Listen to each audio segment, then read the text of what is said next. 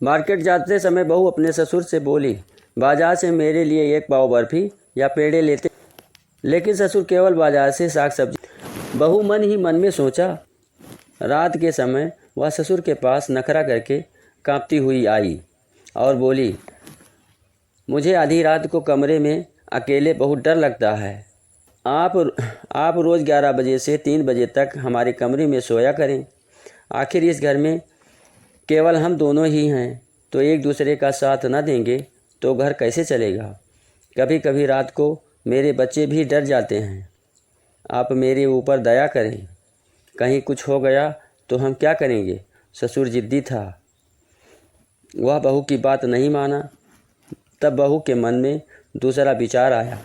उसने सोचा, इस बोड़े से दाल ना गलेगी। उसने गांव के एक कुंवारे लड़के से अपना व्यवहार बना ली।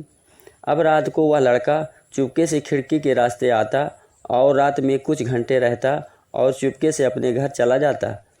यह मिलना जुलना दोनों को रास ना आया। लड़का औरत से बोला, अभी मेरी शादी नहीं। यदि तुम मेरे साथ भाग चलो तो मैं तुमसे शादी कर लूँगा और तुझे अपनी रानी बनाकर रखूँगा। औरत को लड़के की बात रास आ गई। वह मान गई। एक दिन ऐसा आया कि दोनों प्लान के मुताबिक घर से भाग अपने रिश्तेदार के यहाँ चले गए। सुबह जब बच्चे जगे तो अपनी माँ को ना पाकर ज़ोर ज़ोर से फूट फूट कर रोने लगे। लड़का 8 साल का था और लड़की 5 साल की। गांव वाले जुटे, लड़कों को बहलाने फुसलाने लगे, लेकिन रोना बंद ना कर रहे थे। 2 बच्चों के होते हुए भी बहू एक कुंवारे लड़के के साथ भाग गई। दोनों बच्चों के आंखों से आंसू रुकने का नाम ना ले रहे थे। हाय रे स्त्री की निर्दयता, तेरा दिल है या पत्थर।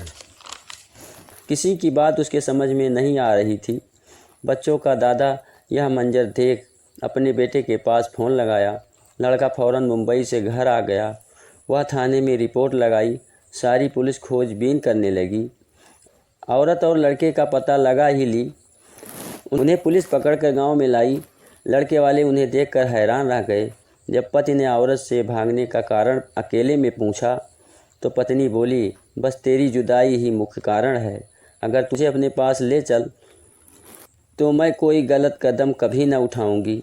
अब औरत का पति उसे मुंबई लेकर चला गया। मामला शांत हुआ। एक दिन औरत का ससुर अपने को घर में अकेले पाकर सोचा, काश मैं बहू की बात मान जाता तो यह सब बातें सामने नहीं आती। अपने बेटे से कह दिया होता कि बेटा अब अपने बच्चों को अपने पास बुला लो, बात सामने ना आती। गलती मेरी है। जब संसार में अकेला पैदा हुआ हूँ तो अकेला ही रहना पड़ेगा। झूठ के लालच में क्या पड़ना। चलो जो हुआ सब अच्छा ही हुआ।